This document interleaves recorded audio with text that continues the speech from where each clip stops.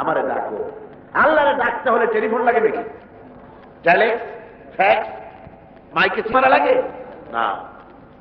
আল্লাহ পাক বলেন জোরে বললে শুনি, আস্তে বললে শুনি, মনে মনে বললেও শুনি। কোন বান্দা যদি মনের অন্তরের অন্তঃস্থল থেকে একবার যদি ডাকে আল্লাহ, মুখের ডাক আর মনের ডাক কিন্তু একরকম না। মুখের কথা আর মনের কথা একরকম না। বিশ্বকবি আল্লামা ইকবাল রহমতুল্লাহ আলাইহি বলেছেন, দিল সে जो बात निकलती है असर रखती है पर नहीं मगर ताकते परवाज रखती है। দিল থেকে যে কথা বেরোয় তা প্রভাব বিস্তার করে, ডানা নাই কিন্তু তা উঠতে পারে। দিলের থেকে কোন মানুষ যদি একবার ডাকে আল্লাহ, অন্তরের অন্তঃস্থল থেকে সব বলে ডাকেন আল্লাহ,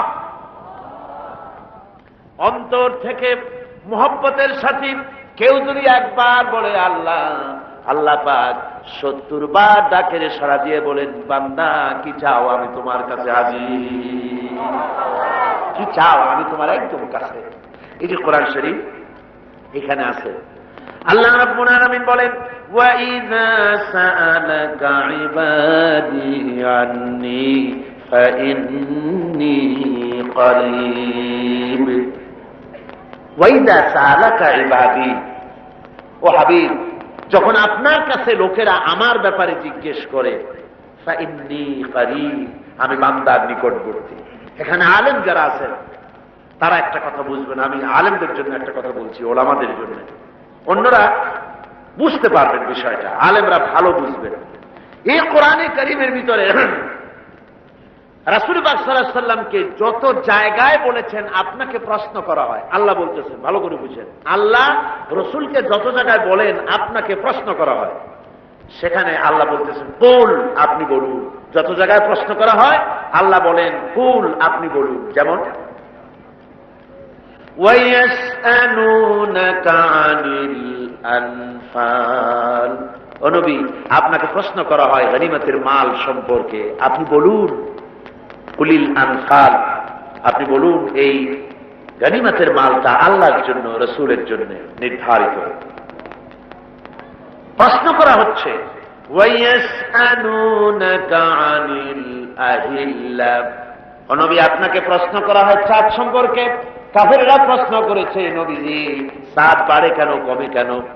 শুক্ল পক্ষে বেড়ে বেড়ে পূর্ণিমায় রূপ গ্রহণ করে আবার কৃষ্ণপক্ষে ক্ষয় হতে হতে অমাবস্যায় পরিণত হয়ে যায়, এটা বাড়ে আর কমে কেন?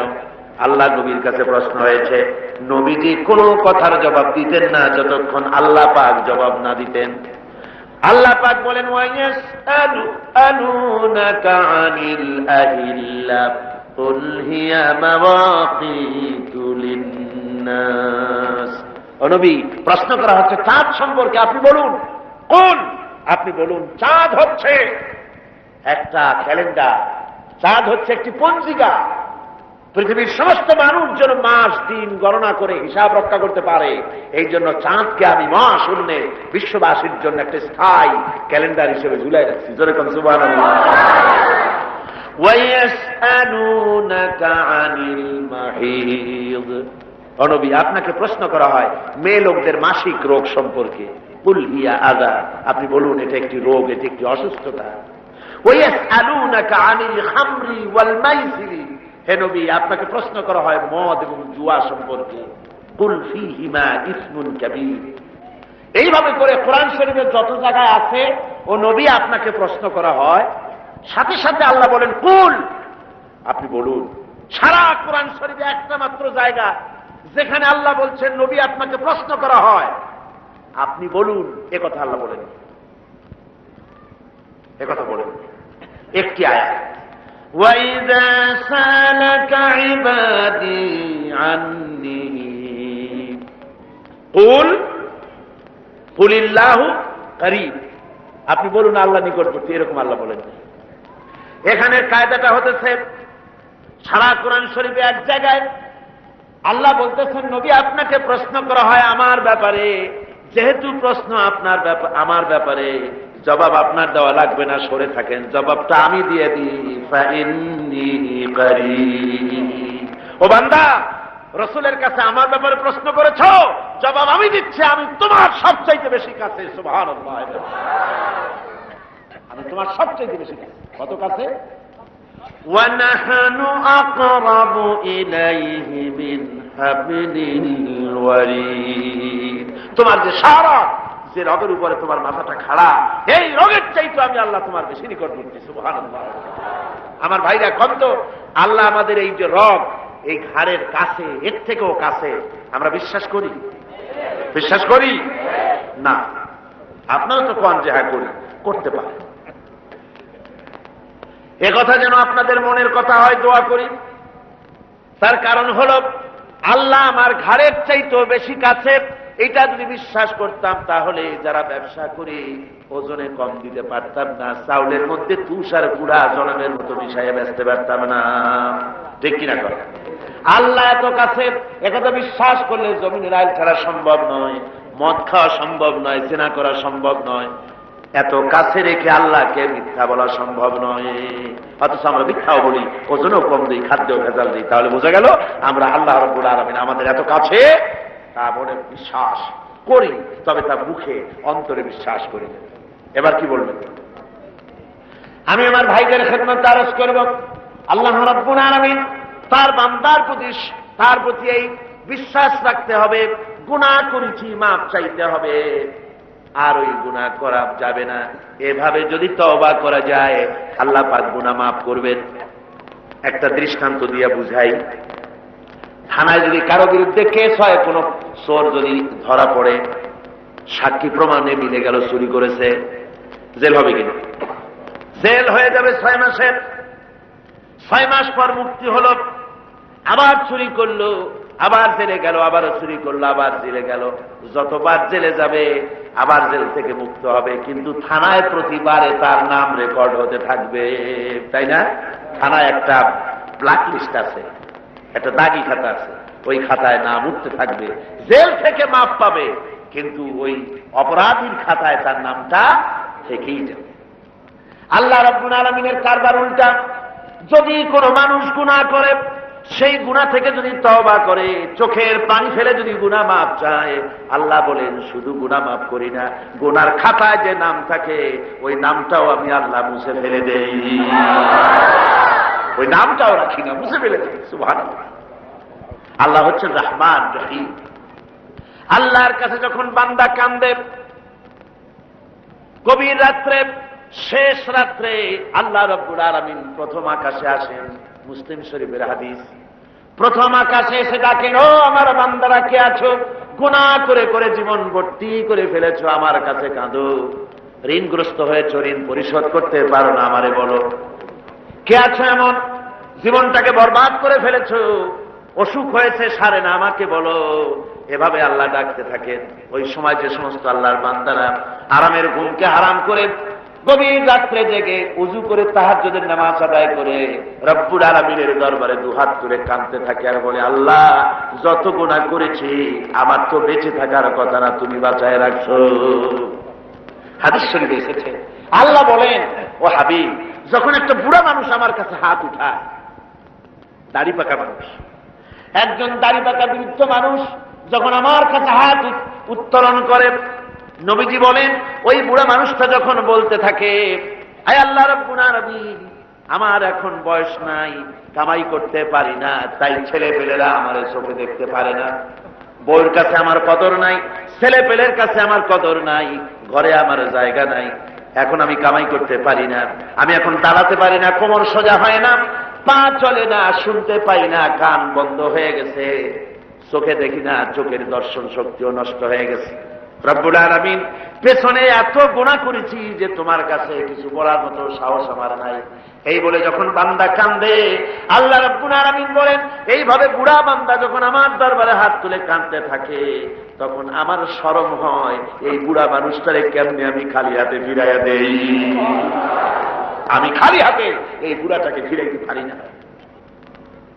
মানুষ যখন এভাবে কাঁদতে থাকে, আল্লাহ রাব্বুল আলামিন ফেরেশতাদের জিজ্ঞেস করেন, ও আমার ফেরেশতারা, আমার এই বান্দাগুলা কান্দে কেন?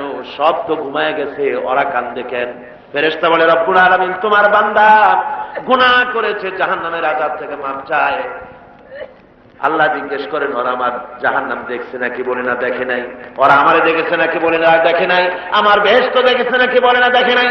আল্লাহ বলেন, ফেরেশতারা ওরা আমার বেহেশত দেখে নাই, দোজখ দেখে নাই, আমারে দেখে নাই, শুধু আমার নবীর কথা বিশ্বাস করেছে, আমার কোরআনের কথা বিশ্বাস করে আরামের ঘুমকে হারাম করে এই গভীর রাত্রে কিভাবে কাঁদতেছে।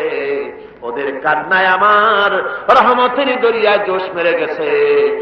ও আমার ফেরেশতারা, তোরা সাক্ষী থেকে যা, আমার এই ক্রন্দনরত বান্দাগুলিকে আমি আল্লাহ মাফ করে দিলাম। আল্লাহ হচ্ছেন রহমান, রহিম, গফুর, গফার। এই হিসাবে আল্লাহকে বিশ্বাস করতে হবে। তিনি আমাদের মালিক, তিনি আমাদের মনিব। এই আল্লাহরে মানুষ বিশ্বাস করে না। কয়েক পাতা ইংরেজি বই পড়িয়া তারপর কয় যে সব বুঝছি। বলে কি বুঝছো? কয় দেয়ার ইজ নো গড। মাথা খারাপ কথা। দেয়ার ইজ নো গড, আল্লাহ বলতে কেউ নাই, সব নাকি এমনি এমনি হয়। এই যে আমাদের দেশে এক গরু পয়দা হয়েছে, আহমদ শরীফ, নাম শোনেন না আপনারা? আমরা বলেছি যে এটা তো আহমদ শরীফ না, এটার নাম হচ্ছে আহমাক। আহমাক শরীর, শরীফ, শরীফ মানে ভদ্র, আর শরীর মানে দুষ্ট, আর আহমক মানে বেকুব। ওর হচ্ছে বোকা, একদিকে বোকা আর একদিকে দুষ্ট। বোকা কেন? বোকা এই জন্য বেচারা ডক্টরের ডিগ্রি করেছে, বিশ্ববিদ্যালয়ের শিক্ষক, লেখাপড়া জানে, বিদ্যান ব্যক্তি, অথচ মালিক চেনে না। মালিক চেনে, কিন্তু আমাদের দেশে গরুতেও মালিক চেনে। গরুতে মালিক চেনে না। বিলের মধ্যে, পোলার মধ্যে রাতের বেলা যাইয়া আপনি ডাক দেন আপনার গরুরে, যেখানে থাকুক আপনার কাছে ছুটে আসবে, ঠিক কিনা কর? বাড়িতে যদি গরু তো কিছুটা ভদ্র, কুত্তা, এই কুকুর আপনার বাড়িতে যদি শিকারী কুকুর থাকে, রাত্রিবেলায় যদি আপনার বাড়িতে আর একজন যাইয়ে ওঠে আর যদি কাশি দেয়, তাহলে তাকে তাড়াইয়া নদী পার করে ছাড়বে না কর? আর আপনি গত রাত্রে যান, আওয়াজ দেওয়া লাগবে না, শুধু একটা কাশি দেবেন, কুকুর এসে আপনার পায়ে ল্যাজ গুলাবে, মুখ ঘষবে, ঠিক কিনা? হায় রে আল্লাহ, কুত্তায়ও মালিক চেনে। আহমদ শরীফ এমন গরু, এমন কুকুরের চাইতে নিকৃষ্ট, মালিকরে চিনল না। জোরে কন্যা হুজুবিল্লাহ। এমন কপাল পোড়া। যেই লেখাপড়া শিখলে পরে স্রষ্টাকে চেনা যায় না, ওই বিদ্যা 4 পয়সা মূল্য নাই। আছে মূল্য? মূল্য। আল্লাহ রাব্বুল আলামিনকে বুড়ো আঙ্গুল দেখায়। আল্লাহ আবার এগুলোর কিছু কয় টয় না। পিঁপড়ায় যদি হাতিরে দেখে কয় যে কত বড় একখান হাতি হয়েছে, এই বলে যদি পিঁপড়া হাতিরে নিন্দামন্দ করে, হাতি কি তেড়ে আসে নাকি? পিঁপড়াকে তাড়াত করে? করেন। মানুষ তো আল্লাহর কাছে মানুষগুলো কি? কিছুই না, পিঁপড়ার চাইতেও ছোট। কিসের বড়াই মানুষে? আল্লাহ বলছেন, ওয়াল্লাহুল গানিয়্যু ওয়া আনতুমুল ফুকারা। তোমরা সব ফকিরের গোষ্ঠী আর বেনিয়াজ, বেপরোয়া কেবলমাত্র আল্লাহ সুবহানাহু ওয়া তাআলা। পড়েন সবাই, কুল হুয়াল্লাহু আহাদ আল্লাহুস সামাদ লাম ইয়ালিদ ওয়া লাম ইউলাদ ওয়া লাম ইয়াকুল লাহু কুফুয়ান আহাদ। কুল হুয়াল্লাহু আহাদ, বলুন আল্লাহ এক এবং একক, নিরঙ্কুশ, বেনিয়াজ, তিনি কারো মুখাপেক্ষী নন। তাকে কেউ জন্ম দেয়নি, তিনিও কাউকে জন্ম দেন নাই। আকাশ আর জমিনে আল্লাহর সমকক্ষ কেউ নাই। জোরে বলেন সুবহানাল্লাহ। প্রচন্ড ক্ষমতার মালিক। রাতকে দিন বানাতে পারেন, সাগরকে নগর করতে পারেন, নগরকে সাগর বানায় দিতে পারেন, ফকিরকে ধরে প্রেসিডেন্ট বানায় দিতে পারেন, আবার কোটিপতিকে ভিক্ষুকে পরিণত করে দিতে পারেন। যে প্রেসিডেন্ট দেখা যায় গলা থেকে শুরু করে পা পর্যন্ত ফুলের মালা দিয়ে বোঝাই, সম্মানের কোনো অভাব নাই। আবার ফুলের মালার পরিবর্তে জুতার মালা পরাইয়া জেলখানার মধ্যে ঢুকাই দিতে পারেন আল্লাহ রাব্বুল আলামিন। পারে কিনা? জোরে কোন পারে কিনা? প্রচন্ড ক্ষমতার মালিক তিনি। সব দেখেন, সব শোনেন। অবশ্য রাতের বেলায় দেখেন না নাকি? আল্লাহ কি ঘুমায়? জোরে কোন আল্লাহ ঘুমান?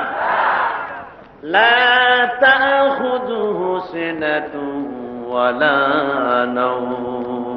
তার কোনো ঘুম নাই, তন্দ্রাও নাই, সব তিনি দেখেন। এবং শোনে। আল্লাহর উপরে এরকমের ঈমান আনতে হবে, প্রচন্ড ঈমান তার উপরে রাখতে হবে, তার রহমতের উপরে ভরসা করতে হবে এবং এই কথা মনে রাখতে হবে যে আল্লাহ রাব্বুল আলামিন তিনি কেবল আমাদেরকে রহমত করতে পারবেন না, জাত করতে পারেন। ঈমান আনতে হবে আল্লাহর উপরে। আল্লাহর উপরে ঈমান আনার অর্থই হলো আল্লাহর হুকুম মানা, আল্লাহর আইন মানা, আল্লাহর বিধান মানা, আল্লাহর শাসন মানা। এই কোরআনে কারীমে আল্লাহ যেসব কথা বলেছেন সেই কথা অনুযায়ী জীবনকে পরিচালনা করা, এটাই হলো আল্লাহর প্রতি ঈমান আনা। তো ঈমান আনার কথা যেখানে আল্লাহ বলেছেন সেখানে বলেছেন ওয়াবিলুস সালিহাত। ঈমান যেখানে, আমলে সালেহের কথা সেখানে। ঈমানের কোনো দাম নাই যদি আমলে সালেহ না থাকে, আমলে সালেহের কোনো দাম নাই যদি ঈমান না থাকে। কথা বুঝে আসতেছে আপনাদের? দেখুন কোরআনে কারীমের ভিতরে অন্যত্র এসেছে ইন্নাল্লাযীনা আমানু ওয়া আমিলুস সালিহাতি কানাত লাহুম জান্নাতুল ফিরদাউসি নুজুলা। নিশ্চয়ই যারা ঈমান এনেছে এবং আমলে সালেহ করেছে তাদেরকে আল্লাহ রাব্বুল আলামিন জান্নাতুল ফিরদাউস দিবেন। তো এই যে ঈমান যেখানে, আমলে সালেহ সেখানে। আমলে সালেহ না হলে, অর্থাৎ নেক কাজ, সৎ কাজ না হলে ঈমানের দাম নাই। এজন্য আমি দৃষ্টান্ত দিতে গিয়ে বলি ঈমান হলো একটা এক, ওয়াহিদ, এক, একটা ফিগার। ঈমান হলো এক, আর আমলে সালেহ নেক কাজ হলো শূন্য। নেক কাজগুলি কি? কথা কন না কেন? নেক কাজগুলি কি? শূন্য। এখন দাম কার বেশি, একের বেশি না শূন্যের বেশি? অনেকে বলে কয় যে না শূন্যের দাম বেশি। বলে কিরকম? কয় যে একের সামনে শূন্য বসলো তো একের দাম বেড়ে গেল, 1-10 হয়ে গেল, আর একটা শূন্য দিলে 1-100 হয়ে গেল, কাজে শূন্যের দাম বেশি। আমি বলি আপনার থিওরি যদি ঠিক হয় তাহলে শূন্য বসাইতে থাকেন যতদূর পারেন। তো বসাইলো একক, দশক, শতক, সহস্র, অযুত, নিযুত, কোটি, লক্ষ, পদ্ম, খর্ব, মহাখর্ব, নিখর্ব, এরকম করে করে জনমের মতো শূন্য বসাই দিল। আমি বললাম আপনার এখন একের দাম, আপনার এই শূন্যের দাম তো বেশি বললেন, আমি আমার এক উঠায় পকেটে ছুঁয়ে দিলাম, দেখি আপনার শূন্যের দাম কত হয়। শূন্যের আর দাম থাকবে? কোনো দাম থাকবে না। শূন্যের মূল্য হয় একের কারণে।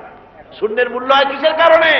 একের কারণে। এক আছে বলে শূন্যের দাম বেশি, আর যদি এক না থাকে শূন্যের কোনো দাম নাই। সুতরাং এক হল ঈমান, আর শূন্য হচ্ছে ভালো কাজ।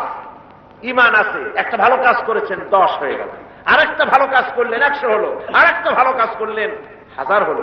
এ হলো আপনার চিন্তায় 1000 হয়েছে, কিন্তু আল্লাহর খাতায় অনেক বেশি হয়ে গেছে। কত হয়েছে? অনেক বেশি। কিরকম? মানুষ যখন হযরত আদম আলাইহিস সালাম আর শয়তানকে আল্লাহ রাব্বুল আলামিন যখন পৃথিবীতে নির্বাসিত করে দিলেন, শয়তান তখন বলল যে আদমের কারণে আমার জীবন বরবাদ হয়ে গেল, আমার আমল নষ্ট হয়ে গেল, ওই আদম সন্তানকে আমি জাহান্নামের ভিতরে বেশি বেশি ঢুকাই দেব, আমি হায়াত চাই কিয়ামত পর্যন্ত। আল্লাহ হায়াত দিয়ে দিলেন। শয়তান চলে আসার পরে রব্বুল আলামিন ফেরেশতাদের বললেন, ও আমার ফেরেশতারা, এই শয়তান যখন আমার বান্দাদেরকে কোন কুমন্ত্রণা দিবে তখন তোমরা আমার বান্দা যখন গুনাহ করার জন্য নিয়ত করবে তখন তার আমলনামায় কোনো গুনাহ লিখবা না, গুনাহটা করা হয়ে গেলে একটা গুনাহই লিখবা। আর যখন আমার বান্দা যদি কোনো ভালো কাজ করার নিয়ত করে, কাজটা করে নাই, শুধু নিয়ত করেছে, একের পরিবর্তে একটা নেকি লেখা দাও। আর যখন ভালো কাজটা করা হয়ে যাবে তখন তার আমলনামায় একের পরিবর্তে 10 গুণ বাড়াইয়া লিখে দিও। জোরে কোন সুবহানাল্লাহ। সুতরাং যত ভালো কাজ করবেন আপনার আমল বেড়ে যাবে। কি বেড়ে যাবে? আপনার আমল বাড়তে থাকবে। আর আপনার ঈমান নাই। অনেকে কয় যে হুজুর এমনি আমি মানুষ খুব ভালো। বলে কিরকম ভালো? কয়ে মিথ্যা কথা কই না, তারপরে যে জায়গায় টিউবওয়েল নাই টিউবওয়েল করে দিই, কানা মানুষের চোখ ভালো করে দেওয়ার জন্য অপারেশনের ব্যবস্থা করি, এতিম মিসকিনদের খাইতে দিই, অনেক ভালো ভালো কাজ করি, খালি যা নামাজ পড়ি না, তাতে কি আমার ঈমান নষ্ট হয়েছে নাকি? আমি বলি ভাই ঈমানই তো নাই, তা নষ্ট হবে কি? ঈমান তো থাকা লাগবে। লা দীনা লিমান লা সালাতা লাহু, যার কাছে নামাজ নাই তার কাছে দ্বীন নাই, ঈমান নাই। মনে রাখবেন, যে ব্যক্তি নামাজ পড়ে না, মুসলমান বলে দাবি করা কোন অধিকার তার নাই, কোন দাম নাই। আপনি নামাজ পড়েন না তো আল্লাহর সামনেই মাথা নত হইল না, আপনি কিসের মুসলমান? ওরকম গরু শগুনিও খায়। কয় যে আমরা গরুর গোশত খাই, শগুনিও তো খায়। তা আমি দাঁড়িয়ে রাখি, রবীন্দ্রনাথ তো দাঁড়িয়ে রাখছি, কার্ল মার্কস তো দাঁড়িয়ে রাখছি, তাহলে কি হয়েছে? কথা বুঝতে পেরেছেন? সুতরাং মাথা নত করতে হবে, আল্লাহরে সেজদা দিতে হবে। এমনি এমনি মুমিন হওয়া যাবে না। শবে বরাত আসলো, মাশাআল্লাহ, আগের থেকে রেডি, রুটি তৈরি, গোশত তৈরি, তারপরে গোসল করবে কোন জায়গায় তাও তৈরি। শোনা আছে যে প্রত্যেক ফোটায় ফোটায় 100 করে নেকি হবে গোসলের পানিতে। তেল তোল মাইখা ভালো করে গোসলের জন্য রেডি হয়ে গেছে। গোসল টোসল করিয়া এরপরে গোস্ত খাইল খুব, গোস্ত টোস্ত খাইয়া খেয়ে তারপরে 2 রাকাত 6 রাকাত নামাজ পড়িয়া ঘুমায় থাকে। মনে করলো যে পিছনের গুনাহ মাফ হয়েছে। না, এত সহজ না। কথা বুঝতে পেরেছেন? এত সহজ না। শেষ রাত্রে ঘুমাইয়া ফজর নষ্ট করছেন ওই পাগলের মতো। এক পাগল বলছিল যে মিয়া তুমি গরু কেন? ভালো মানুষকে পাগলে বলতেছে গরু কেন? কয় ঘুরতেছি, গরু তালাশ করি, একটা গরু কিনবো, পরশুদিন কোরবানি হবে, কোরবানির গরু তালাশ করি কিনবো। পাওনা কয় না পাইনি। পাওনা তাতে কি হয়েছে? একটু মাঠে কত গরু একটা ধরে নিয়ে জবাই দিও। কয় যে তো তুমি পাগল, তোমার কথা, পরের গরু জবাই দিলে তো গুনাহ হবে, আমি গরু কিনে জবাই দেবো। কয় তুমি পাগল, আমি পাগল না। পাগলে বলতেছে তুমি পাগল। তুমি কোরবানি উপলক্ষে একটা ভালো নিয়ত করে একটা গরু তুমি ধরবা, সে যার করবি ভালো নিয়ত করিয়া কোরবানির দিনে নামাজ পড়িয়া এসে আল্লাহু আকবার বলে জবাই দিয়ে দেবে। এখন তুমি চুরি করছো সেজন্য একটা পাপ হবে, আর আল্লাহ রাস্তায় কোরবানি করছো সেজন্য একটা সওয়াব হবে। কোরবানির সওয়াব আর চুরির পাপ ভগ্নাংশের মতো কাটাকাটি হয়ে যাবে, গোশত খাওয়া পাপ। মুসলমানের অবস্থা তাই হয়েছে। সারা বছর গুনাহ করে, ওজনে কম, খাদ্যে ভেজাল, চুরি, ডাকাতি, জুয়া, মিথ্যে কথা সব বলে। সবে বরাতে সমানে ইবাদত করে মনে করে পিছনের গুনাহ মাফ হয়ে যাবে, আর রাতের বেলায় খাও গোশত আর রুটি খায় নেব জনমের মতো। এটার নাম পাগলামি। আচ্ছা, আপনারা শিক্ষিত লোক যারা, তারা তো বোঝেন, আপনারা সবই শিক্ষিত ভালো মানুষ, আপনারা নিশ্চয়ই বোঝেন বোনাস। ঈদে বিভিন্ন মিল কলকারখানা বোনাস দেয়। বোনাসটা বোঝেন তো? একটু কথা না করলে আমি বুঝি কেমনে। বোনাস বোঝেন।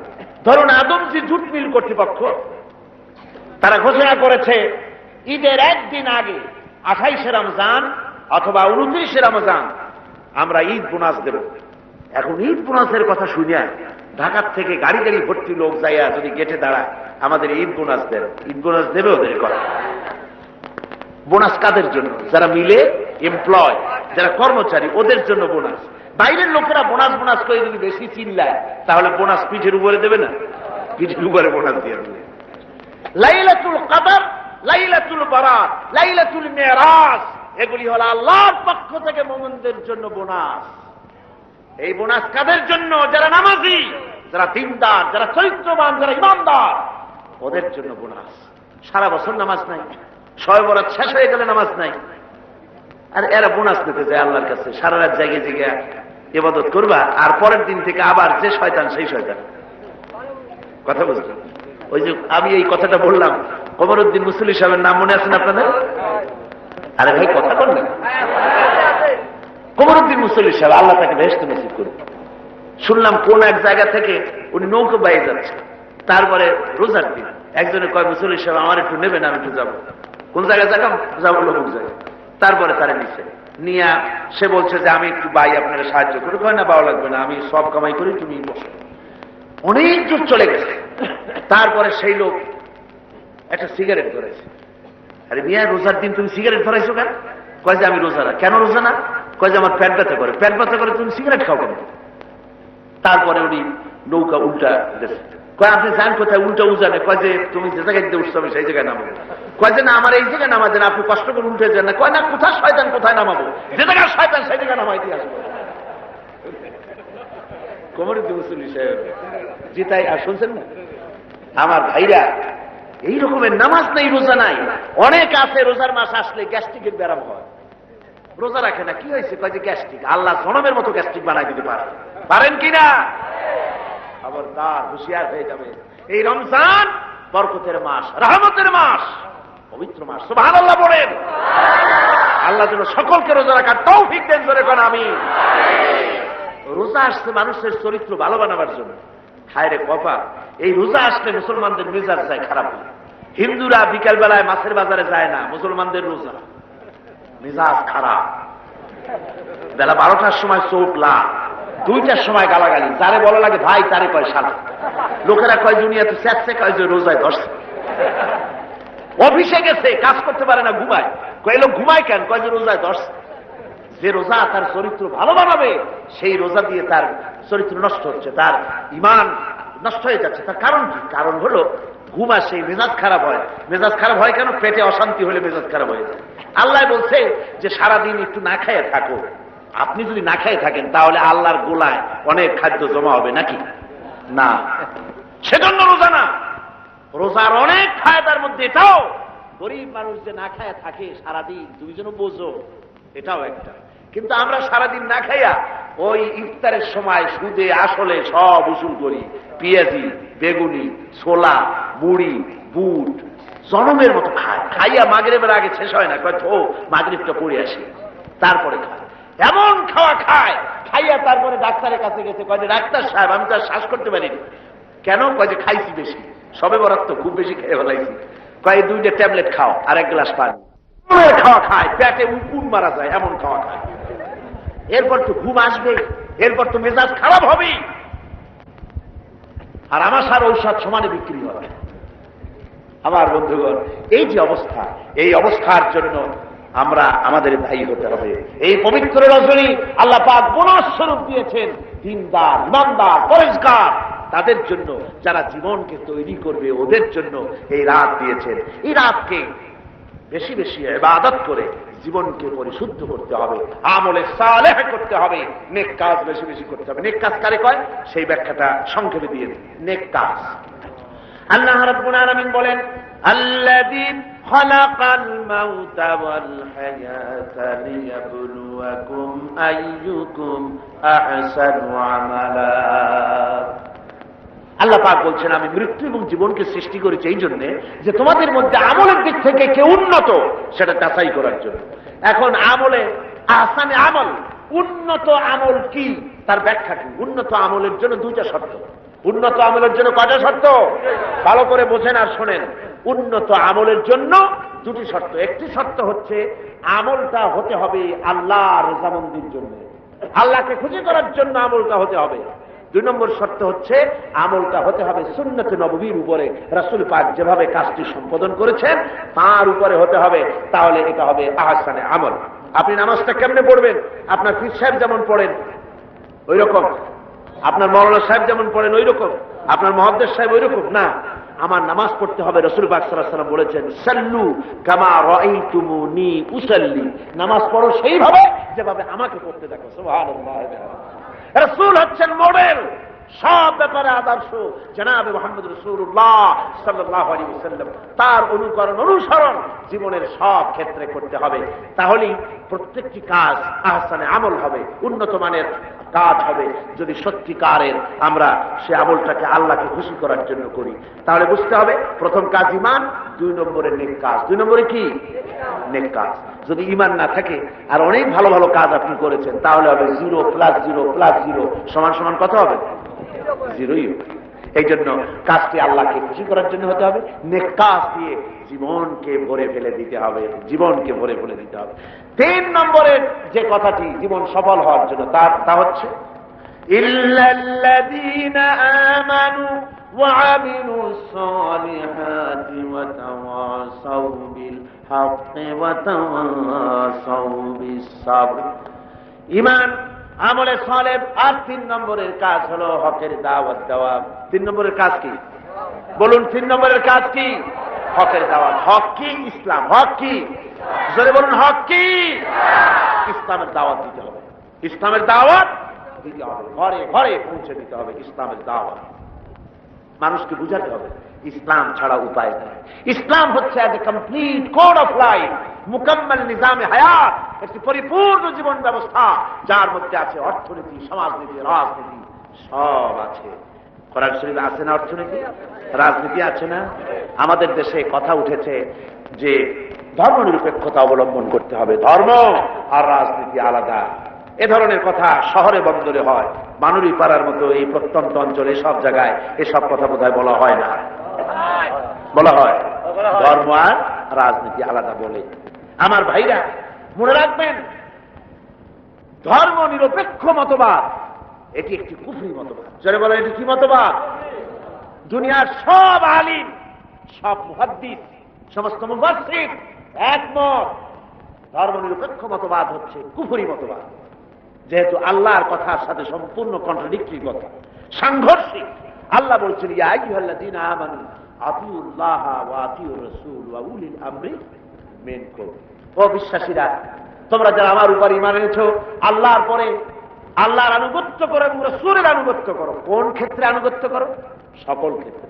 কিন্তু ধর্মনিরপেক্ষবাদী যারা, তারা বলে যে ধর্ম ব্যক্তিগত ব্যাপার, ধর্ম ব্যক্তিগত ব্যাপার, জীবনের সব ক্ষেত্রে ধর্ম পালন করা যাবে না, এই কথাই তারা বলে। অর্থনীতিতে, সমাজনীতিতে, রাজনীতিতে ধর্ম পালন করা যাবে না, ধর্ম ব্যক্তিগত ব্যাপার। তাহলে কোরআনের আয়াতের সাথে সাংঘর্ষিক হলো না? যদি বলেন সাংঘর্ষিক হলো না? এই জন্য ধর্মনিরপেক্ষ মতবাদ হচ্ছে একটি কুফরি মতবাদ। যারা বলে ধর্মনিরপেক্ষ মতবাদ দিয়ে সংখ্যালঘুদেরকে নিরাপত্তা বিধান করার জন্যই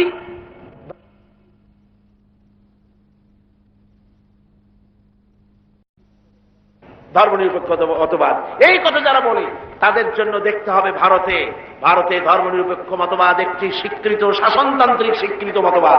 কিন্তু এই মতবাদ দিয়ে তাদের দেশে তারা কি সংখ্যালঘুদের জান মাল এবং তাদের উপাসনালয়কে নিরাপত্তা দিতে পেরেছে? জোরে বলেন, পেরেছে? ধর্মনিরপেক্ষ মতবাদ আরেকবার প্রমাণ করে দিল যে এটা কোনো মানুষের জন্য সঠিক মতবাদ হতে পারে না। ওরা বাবরি মসজিদ ভেঙেছে, ভারতের প্রধানমন্ত্রী নরপশুরাও, এটা নরসীমা না, এটা নরপশু। পৃথিবীতে কোন মানুষ আজ পর্যন্ত মসজিদ ভাঙ্গার অপরাধ পৃথিবীতে কেউ করে নাই, ঠিক কিনা? করে কেউ করেনি। এই পৃথিবীর সবচেয়ে নিকৃষ্ট শয়তান নরপশু ভারতের প্রধানমন্ত্রী, এটা কি শয়তান? যারা বলে ওটা কি? এই শয়তানটি বিজেপি দিয়ে মসজিদ ভাঙায়। বাবরি মসজিদের উপরে যখন শাবল এবং কোদাল চলতেছিল, সিএনএন কেবল নিউজ নেটওয়ার্কের মাধ্যমে যখন আমরা এই দৃশ্য দেখেছি, আমার তো মনে হচ্ছিল যে এই শাবলগুলি মসজিদের উপরে পড়ছে না, বরং পৃথিবীর 125 কোটি মুসলমানের কলিজার উপরে পড়তেছে। মুসলমানদের কলিজা ভেঙে চুরে ওরা টুকরা টুকরা করে দিচ্ছে। মসজিদ ভাঙা হয়, এরপর সে মুসলমানের কলজায় আগুন জ্বলে না, ওইটা কি মুসলমান? ওইটা কি মুসলমান? মুসলমান। ভারতের মুসলমানেরা তারা রাস্তায় নেমেছে, নিরস্ত্র প্রতিবাদ করতে রাস্তায় নেমেছে। নরপশু পুলিশেরা এই মুসলমানদেরকে গুলি করে পাখির মতো শিকার করেছে। যখন মসজিদ ভাঙা হয়, পুলিশেরা রাইফেল নিয়ে নীরব হয়ে নীরব দর্শকের ভূমিকা পালন করে, একটা ফাঁকা গুলিও করে না। অথচ মুসলমান গুলি মেরেছে, একটা দুইটা না, হাজার হাজার মুসলমান মেরেছে। এ পর্যন্ত শত শত মসজিদ ভেঙে তারা টুকরা টুকরা করে ফেলেছে। ভারতের একটা বড় রকমের এজেন্ট, বড় রকমের দালাল ভারতের একটি দল আমাদের দেশে কাজ করে, আছে না? আছে কিনা কম? ভারতের এই গোলামেরা বাংলাদেশ পার্লামেন্টে যখন ভারতের এই কাজের প্রতিবাদ আর নিন্দা জানাচ্ছিল, সেই গোলাম দলটি যদি 5 ভাগ বলেছে মসজিদ ভাঙার কথা, 95 ভাগ বলেছে ভারতের স্বার্থের কথা। জোরে করেন নাউযুবিল্লাহ। ওরা মসজিদ ভেঙেছে, টুকরা টুকরা করে দিয়েছে। আমরা মসজিদ ভাঙার প্রতিশোধ নিতে গিয়ে বাংলাদেশে কোনো মন্দির ভাঙতে পারি না, ঠিক কিনা? যারা বলেন ঠিক কিনা? মন্দির ভাঙা যাবে না। যদি কেউ মন্দির ভেঙে থাকে কোথাও, নিশ্চয়ই সব অপরাধ করেছে। আমরা ইসলামের প্রতিশোধের নীতিতে বিশ্বাসী নয়। অপরাধ করেছে ভারতীয় হিন্দুরা, সেজন্য বাংলাদেশের হিন্দুরা দায়ী নয়। ভারতের বাবরি মসজিদ ভাঙার ব্যাপারে বাংলাদেশে বসবাসরত নাগরিক হিন্দুরা কিছুতেই দায়ী নয়, ঠিক কিনা? একথা মনে রাখতে হবে। তবে ভারতকে এর মাসুল দিতে হবে, এর মাসুল দিতে হবে, কোনো সন্দেহ নাই। ভারত, তাকে মনে রাখতে হবে, ভারত রাশিয়ার চাইতে শক্তিশালী নয়। রাশিয়ার মতো প্রচন্ড শক্তিশালী দেশ, পারমাণবিক অস্ত্রের গুদাম যার কাছে, রাসায়নিক অস্ত্রের গুদাম যার কাছে, সেই রাশিয়া আফগানকে ভাঙতে এসে রাশিয়া নিজেই ভেঙে চুরা টুকরা টুকরা হয়ে গেছে, যায় নাই? আজকে পবিত্র লাইলাতুল বারাত। আপনারা বিশ্বাস করুন,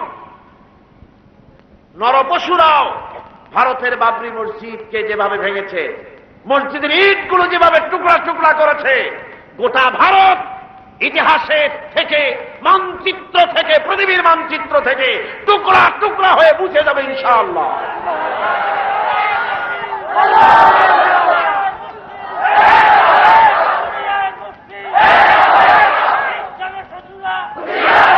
আজ হিন্দুস্তানের সঙ্গে মুসলমানদের একটা লড়াই হবে, হিন্দুস্তানের সাথে মুসলমানদের একটা যুদ্ধ হবে। এটা আমার কথা নয়, এটা বলেছেন বিশ্বনবী জনাবে মুহাম্মদ রাসূলুল্লাহ সাল্লাল্লাহু আলাইহি ওয়াসাল্লাম। ইবনে মাজাহ শরীফের হাদিস। হযরত আবু হুরায়রা রাদিয়াল্লাহু তাআলা আনহু হচ্ছেন এর রাবী।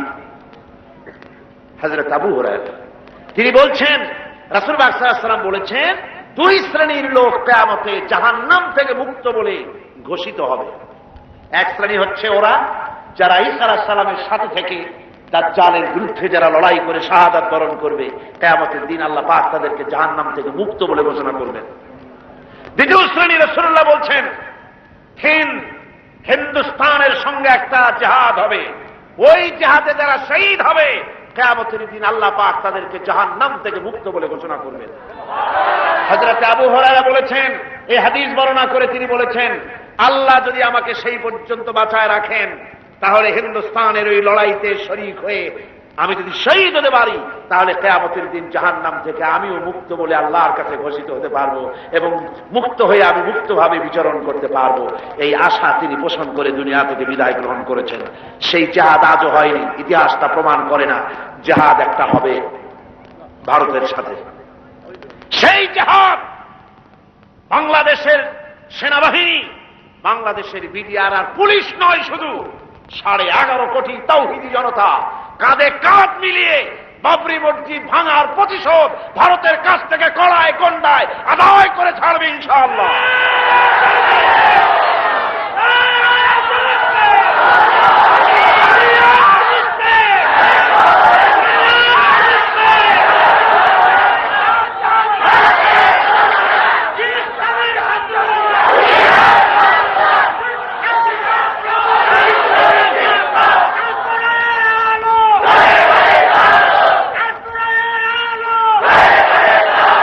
আমাদের কথা মনে রাখতে হবে, আল্লাহ পাক মুমিনদের সাথে থাকেন। কোরআনে কারিমে রব্বুল আলামিন বলেছেন, ওয়ালা তাহিনু ওয়ালা তাহসানু ওয়া আনতুমুল আ'লাউনা ইন কুনতুম মুমিনিন। কোনো ভয় নাই, কোনো চিন্তা নাই, তোমরা যদি মুমিন হও, আমি আল্লাহ রব্বুল আলামিন তোমাদেরকে জয়ী করব। জোরে কোন সুবহানাল্লাহ। তোমরা বিজয়ী হবে তোমরা যদি মুমিন হও। সুতরাং হকের দাওয়াত নিয়ে অগ্রসর হতে হবে। ইসলামের বিজয় আসতেছে সামনে, ইসলামের চরম চূড়ান্ত বিজয় আসবে। আজকে মানবীপাড়ার যত তরুণ যুবক, কলেজ ইউনিভার্সিটির ছাত্র যারা এই মাহফিলে তোমরা এসেছো, যুবকদের বলবো, তোমরাই ইসলামের মূল মেরুদণ্ড। তোমাদেরকে রাসূলুল্লাহ ভালোবেসেছেন, ইসলাম তোমাদেরকে কদর করেছে, তোমাদেরকে আসতে হবে মূল পথে। ওইসব আজেবাজে আন্দোলন ছেড়ে দিতে হবে, মানুষের তৈরি করা মতবাদ, এসব আন্দোলন ছেড়ে দিতে হবে। তোমরা চিন্তা করে দেখো না, তোমাদের নেতারা তোমাদের কাছে কি চায়, তোমাদের নেতারা তোমাদেরকে কি বলে। তোমাদের নেতারা তোমাদের কাছ থেকে শুধু শক্তি চায়, তোমাদের রক্ত চায়, তোমাদেরকে চরিত্রবান বানাবার জন্য তারা কোনো চেষ্টা করে না। তোমাদের নেতারা কখনো বলে না, ছেলেরা নামাজ পড়ো 5 ওয়াক্ত মতো, মা বাপের খেদমত করো, এইসব কথা বলে না। এই রোজার মাস আসতেছে, রোজা রেখো, ওস্তাদের সম্মান করো, এরকম বলে। কিসের ওস্তাদের সম্মান করবে? কলেজের প্রিন্সিপাল পিটাইয়া ডাক্তার সব ভাঙিয়ে বেলায়। ঢাকা বিশ্ববিদ্যালয়ের প্রাক্তন ভাইস চ্যান্সেলর মনিরুজ্জামান মিয়া সাংবাদিক সাক্ষাৎকারে বলতেছিলেন, দুঃখ করে, আমি বিশ্ববিদ্যালয়ের এমন এক জন্তু, আমার দাঁতও নাই, নখরও নাই, খালি বসে বসে মার খায়। আমরা বলেছি, মার তো খাবিনি, মেহমান দাওয়াত দিয়া নিজের পোষা গুন্ডা দিয়ে মার খাওয়ায়, মায়ের আপনি খাবেন না, খাবে কেনা? এটা খাওয়া খুব স্বাভাবিক কথা। আদব শিক্ষা সেখানে দেওয়া হয় না। তোমাদের নেতারা তোমাদেরকে আদব শিক্ষা দেয় না, তোমাদের হাতে টাকা দেয় মদ, জুয়া, জেনা, ব্যভিচার ইত্যাদির জন্য, তোমাদেরকে অস্ত্র দেয়।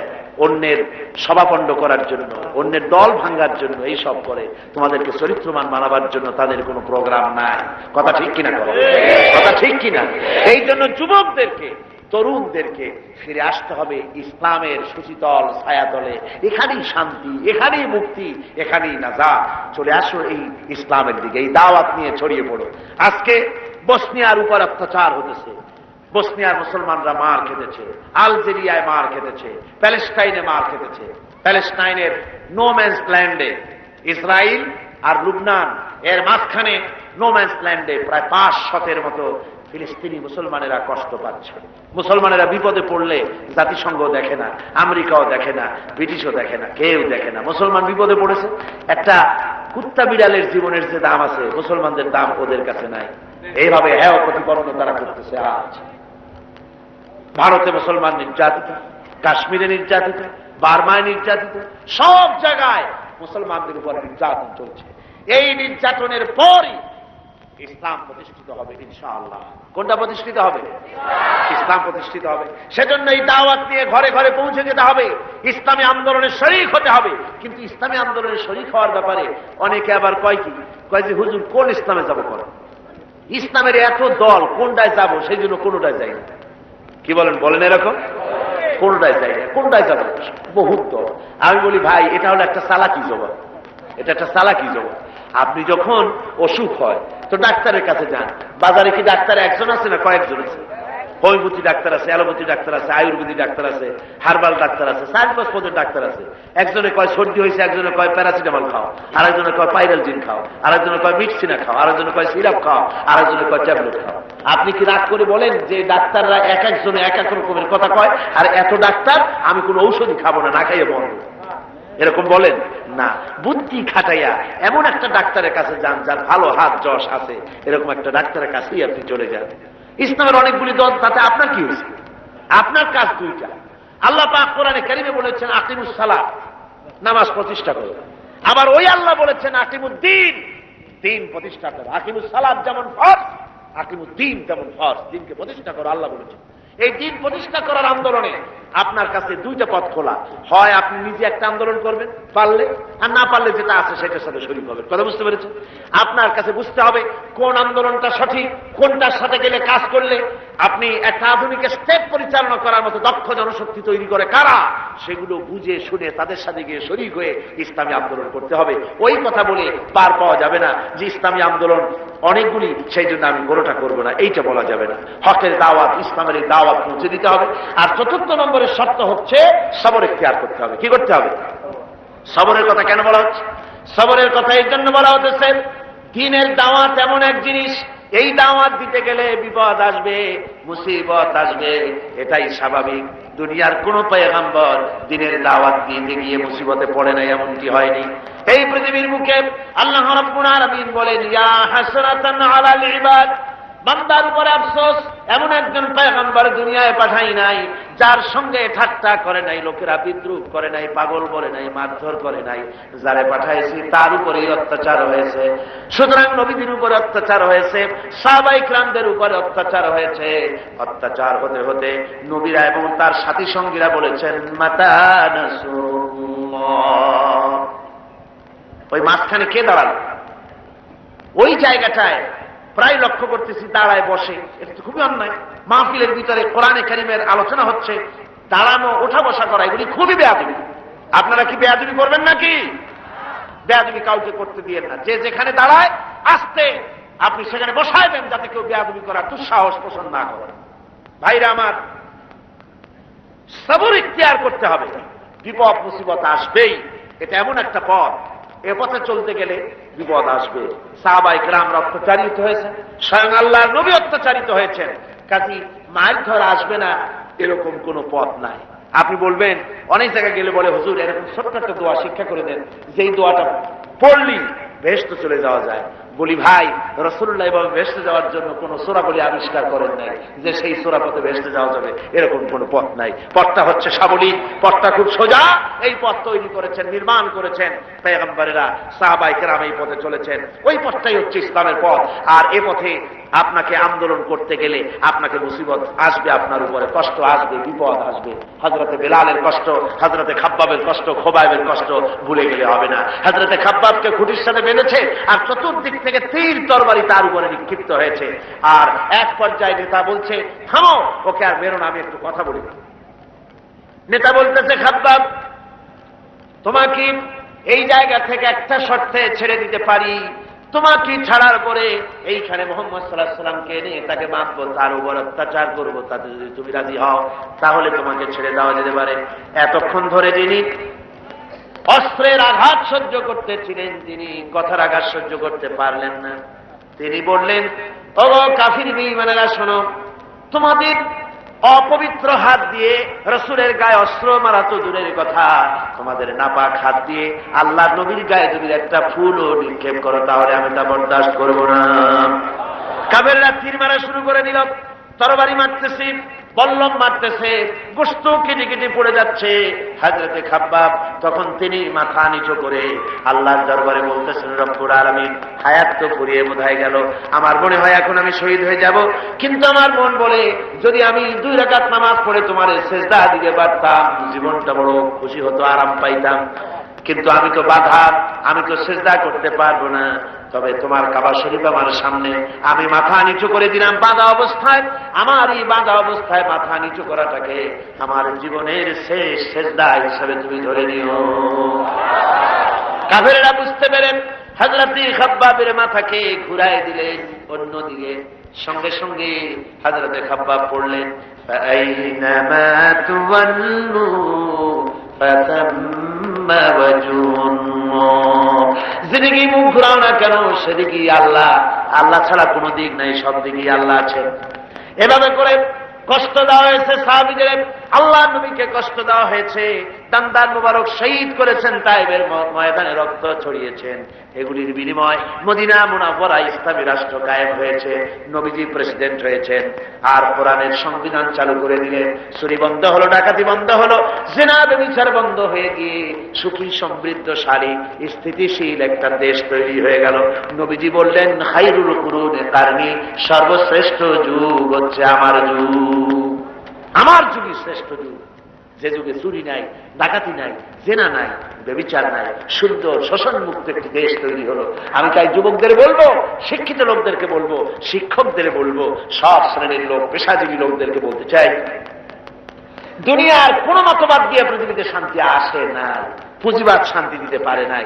সমাজতন্ত্র সে তো এক পচা গলা, এক গলিত দেহের নাম, যেটা দুর্গন্ধ ছড়াচ্ছে পৃথিবীতে। আজ সমাজতন্ত্র শেষ, পুঁজিবাদ শেষ, তারপরে ধর্মনিরপেক্ষ মতবাদ দুনিয়ার বুক থেকে বিদায় হওয়ার পথে। এখন ইসলাম ছাড়া কোনো উপায় নাই। ইসলাম ছাড়া উপায় আছে?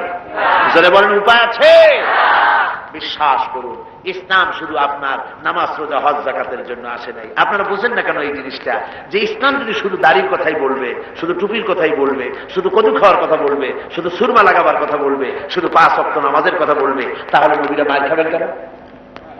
জি, এটা চিন্তা করেন না, নবীরা মার খেলেন কেন? নবীদের স্বভাবের কারণে মার খেয়েছে? নাউযুবিল্লাহ। নবীদের চাইতে শ্রেষ্ঠ চরিত্র আল্লাহর আকাশের নিচে জমিনের উপরে হতে পারে না। এত বড় চরিত্রবান কেউ হতে পারে না। তাহলে এই চরিত্রবান লোকেরা মার খেলেন কেন? এই জন্য খেয়েছেন, তারা বলেছেন,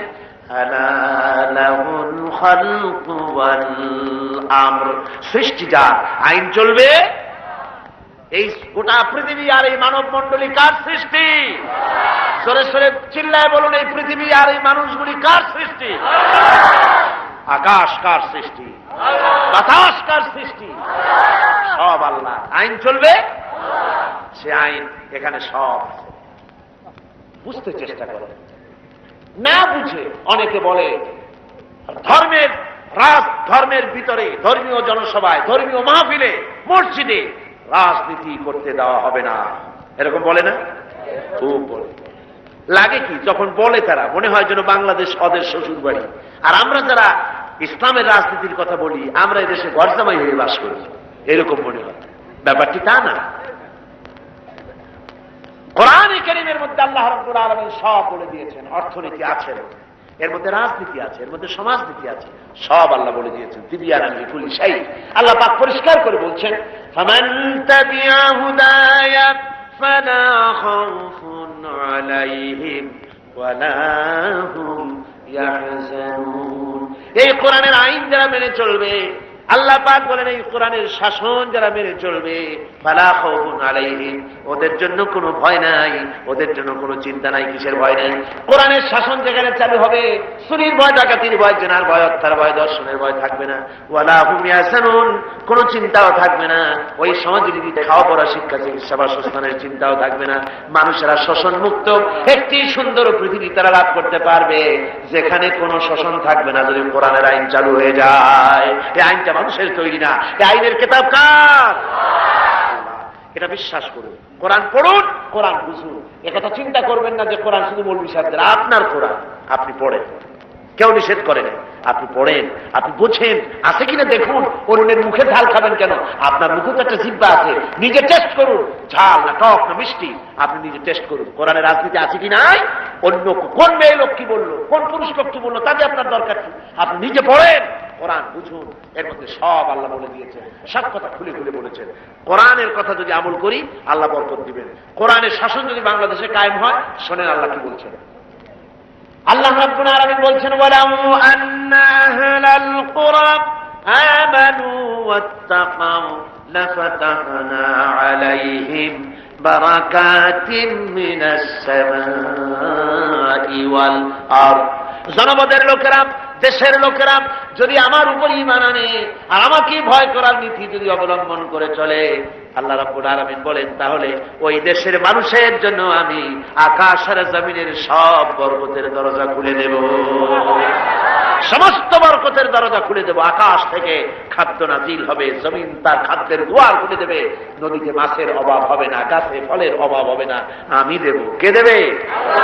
পারবে কিনা দিতে? পারবে কিনা? আল্লাহ কয় বিশ্বাস করো না যদি, তাহলে লক্ষ্য করে দেখো, এই পৃথিবীতে মানুষের সংখ্যা কম, অন্য প্রাণীদের সংখ্যা অনেক বেশি, ঠিক না? মানুষের চাইতে গরু, ছাগল, ভেড়া, পোকা, মাকড়, তারপরে মাছ, স্থলচর, জলচর প্রাণী, মানুষ বেশি না ওরা বেশি? ওরা বেশি। মানুষের ব্যাংকে টাকা আছে, আপনাদের ব্যাংক আছে না? এখানে পূবালী, সোনালী, রূপালী, চৈতালি, বৈকালী অনেক ব্যাংক আছে না? বহুত ব্যাংক আছে। এই ব্যাংকগুলিতে আপনারা টাকা জমা করেন, পয়সা জমা করেন, গোলায় ধান রাখেন আর ব্যাংকে টাকা রাখেন। কোন পাতিশিয়ালের কোন ব্যাংক আছে? পাতিশিয়াল একই আপনার এই বৃষ্টির সময় শীতকালে 10-15টা মুরগি চুরি করে নিয়ে তারপরে রূপালী ব্যাংকের ম্যানেজারকে বলছে, ম্যানেজার সাহেব আমার নামে একটা অ্যাকাউন্ট খোলেন, এই 10টা মুরগি থুয়ে দেন, যখন বৃষ্টির সময় বাইরে পারবো না তখন এই মুরগিগুলো নিয়ে খাবো। অথবা কোন শকুন এসে মরা গরু এনে কোন ব্যাংকে জমা করে দিয়েছে নাকি? সুবহানাল্লাহ। আল্লাহ রাব্বুল আলামিন এই কোরআনে কারীমের মধ্যে বলেছেন, অসংখ্য প্রাণী আছে এমন যাদের কোনো সঞ্চয় নাই, অনেক প্রাণী আছে এমন যাদের কোনো সঞ্চয় নাই।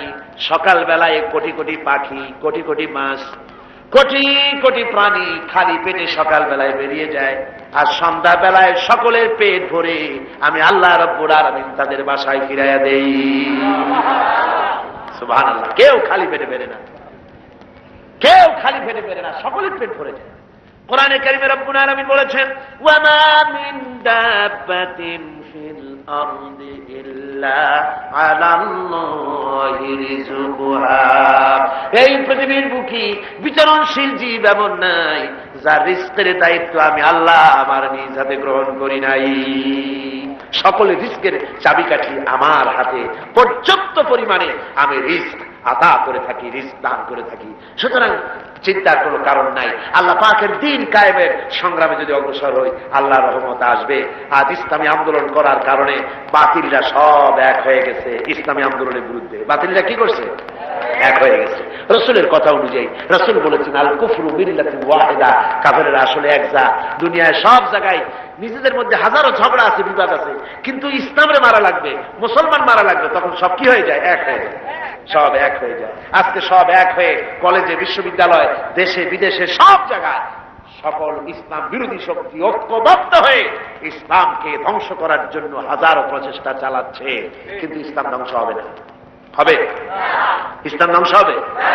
বিশ্বকবি আল্লামা ইকবাল রহমতুল্লাহ আলাইহি বলেছেন, সাথে জাকা রহা হ্যায় আজল সে টাইম রোজ, রাগে মুস্তফা বি সে শরারে বুলহবি।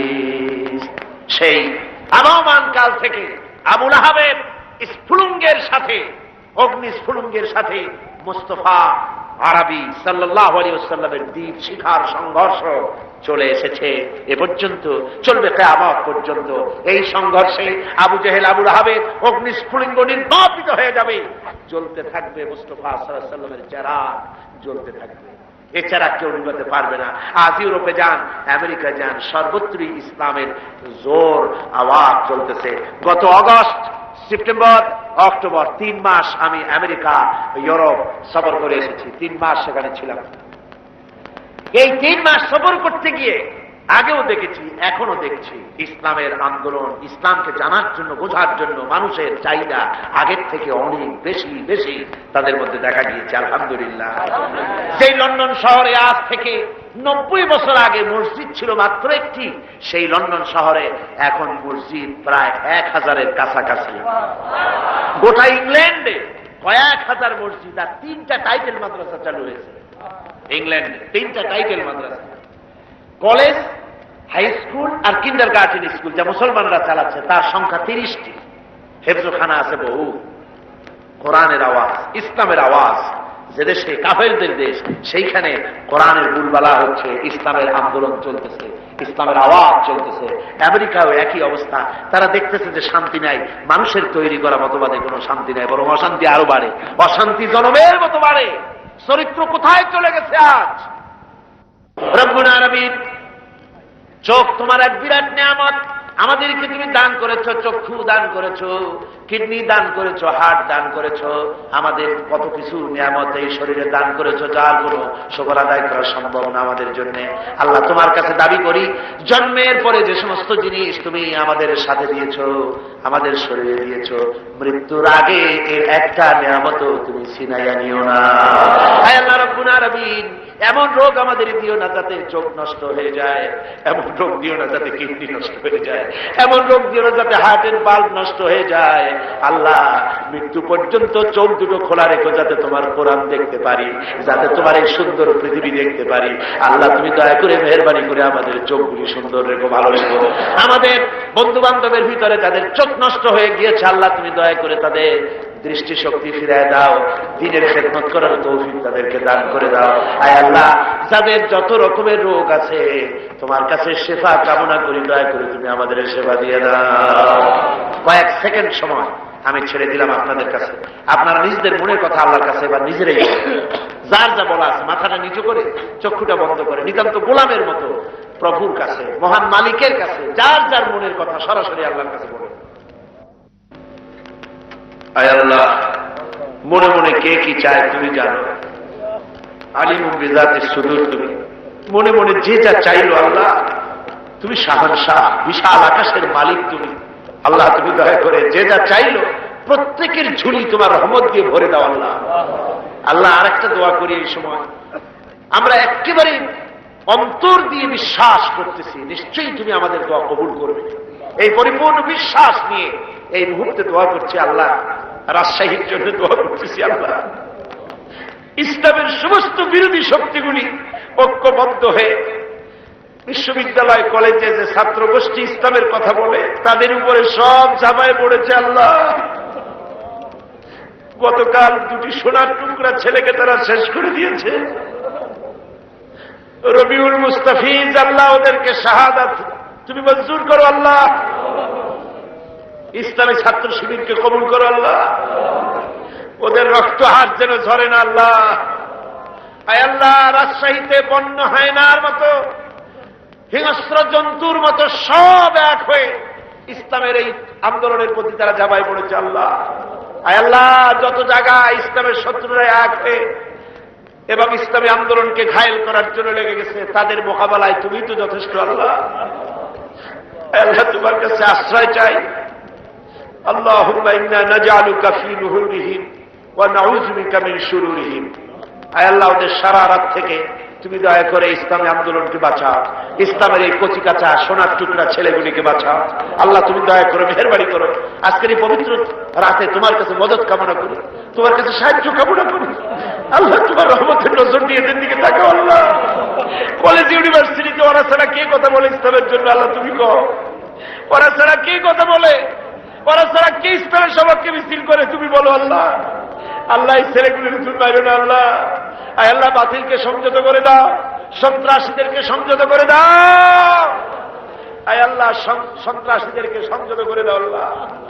আল্লাহ ইসলামী ছাত্র শিবিরকে তোমার কুদরতি হাতে আমানত তুলে দিলাম আল্লাহ। আল্লাহ তুমি আমানতের হেফাজত করো। আল্লাহ তুমি দয়া করে মেহেরবানি করে এদের প্রতি রহমত নাযিল করো আল্লাহ। আজকের মাহফিলে যত ছাত্র শিক্ষক যারাই আসছে সকলকে ইসলামী আন্দোলনের কর্মী বানায় দাও আল্লাহ। এই মাহফিলে যত লোক এসেছে সবাইকে ইসলামী আন্দোলনের কর্মী বানায় দাও আল্লাহ। রব্বুল আলামিন আমাদের দেশে হিন্দু, মুসলমান, খ্রিস্টান, বৌদ্ধ যত জাতি আমরা এখানে বাস করি, আমাদেরকে সাম্প্রদায়িক সম্প্রীতি, মহব্বত, প্রীতি, ভালোবাসা, ভ্রাতৃত্ব নিয়ে আমাদের বসবাস করার তৌফিক দান করে দাও। সাম্প্রদায়িক সম্প্রীতি বিনষ্ট হতে পারে এমন সব রকমের উস্কানি থেকে জাতিকে রক্ষা করো। আয় আল্লাহ তাআলা গৃহযুদ্ধের সকল রকমের সম্ভাবনা থেকে দেশটাকে বাঁচাও। ভারতের ষড়যন্ত্র থেকে, আমেরিকার আশা সব রকমের ষড়যন্ত্র থেকে বাংলাদেশকে বাঁচাও। বাংলাদেশকে কোরআনের রাষ্ট্রে পরিণত করে দেওয়া আল্লাহ। ربنا تقبل منا إنك أنت السميع العليم وتب علينا إنك أنت التواب الرحيم سبحان ربك رب العزة عما يصفون وسلام على المرسلين الحمد لله رب العالمين واجعل آخر كلمة عند الموت لا إله إلا الله محمد رسول الله السلام عليكم ورحمة الله।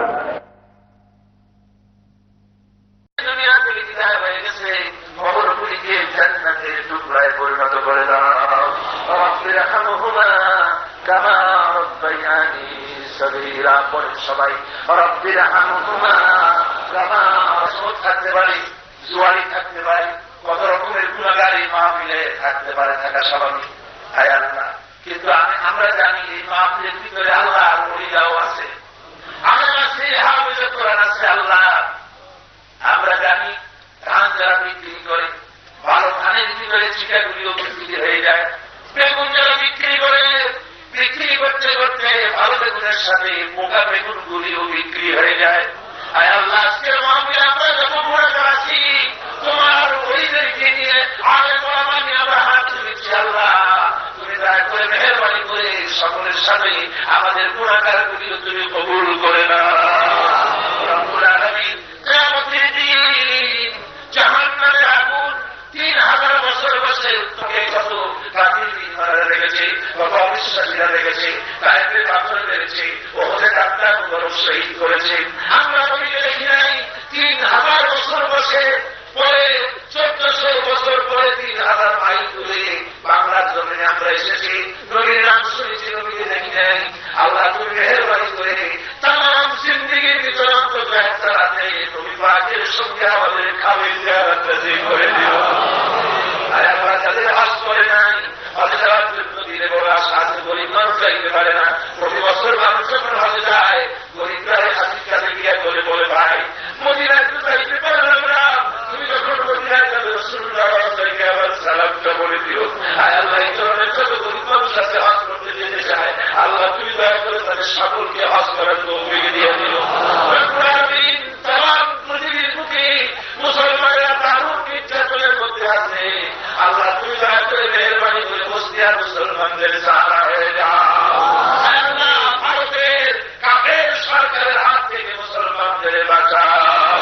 আল্লাহ গোটা ভারতকে মসজিদ যেমন করে তারা ভেঙেছে, ওই দেয়ালগুলির কারণে গোটা ভারতকে ভেঙে টুকরা টুকরা করে দাও। কাশ্মীরের মুসলমান, প্যালেস্টাইনের মুসলমান, মুসলমানেরা এই মাদ্রাসা কেমন পর্যন্ত শুরু করো আল্লাহ। বর্তমানে এই মাদ্রাসায় মাহফিল পরিচালনার দায়িত্বে যে বিষয় আছে, আল্লাহ তুমি তার স্বাস্থ্য ভালো করে দাও। আল্লাহ তাকে খেদমত করার তৌফিক দাও। তার ছেলেমেয়েকে, তার আওলাদদেরকে তোমার দরবারে কবুল করো, তার ভাইদেরকে তোমার দরবারে মঞ্জুর করো। আমি কয়েকটা সেকেন্ড ছেড়ে দিলাম আপনাদের কাছে, আপনারা নিজেরা মনের কথা আল্লাহর কাছে বলে কবুল হয়ে যাবে। মাথা নিচু করে, চক্ষু বন্ধ করে, যার যে দুঃখ আছে চোখের পানি ফেলে চিৎকার করে কেঁদে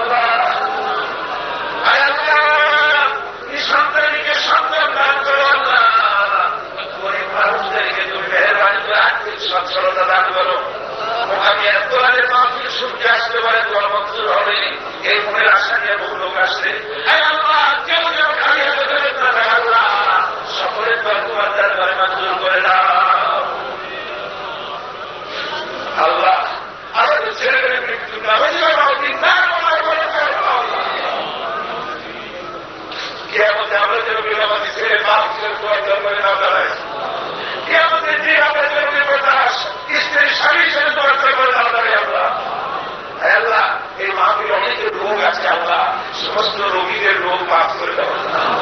আল্লাহ তুমি তোমার রহমতের নজর দিয়ে একটু টাকা তো মোকাবিলা চিকিৎসা খাইবেন। ছোট ছোট বাচ্চারা কাঁদতেছে, বৃদ্ধ মানুষ, বুড়ো মানুষ, নারী মানুষ, স্ত্রী মানুষ, নারী বাগানের প্রতি হাত উঠায় খালি আর ফেরতের সব লাগে।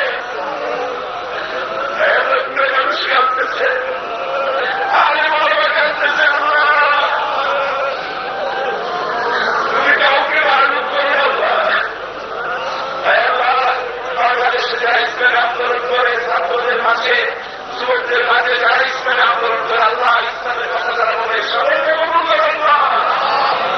সকল সরকাররা আজকে তাদের কথা বলবা। তুমি আমাদের দোয়া করো,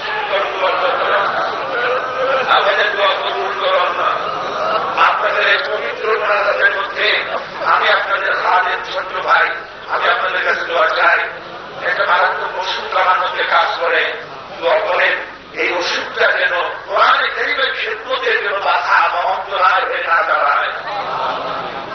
যতদিন বেঁচে আছি কোরআনে কারীমের খেদমত যেন করতে পারি।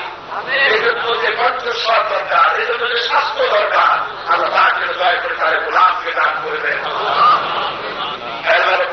বাংলাদেশের যত পীর সাহেবদের আছে সমস্ত পীর সাহেবদের হায়াত দারাজ করে দেন, সমস্ত আলেম ওলামাদের হায়াত দারাজ করে দেন, সমস্ত ওয়াইজ এবং মুফাসসিরদের হায়াত দারাজ করে দেন, মুহাদ্দিস মুফতিদের হায়াত দারাজ করে দেন। আল্লাহ তাদের সকলকে তুমি এক ঐক্যবদ্ধ হওয়ার তৌফিক দিয়ে দাও।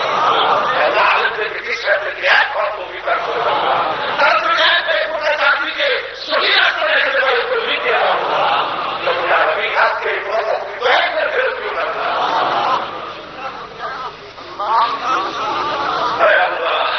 তুমি আমাদের মুনাজাত কবুল ফরমাও। আল্লাহ আমরা এই বিশ্বাস নিয়ে হাত নামাতেছি যে আমরা যা বলছি তুমি সব কবুল করে নিয়েছি। ربنا تقبل منا انك انت السميع العليم وتب علينا انك انت التواب الرحيم.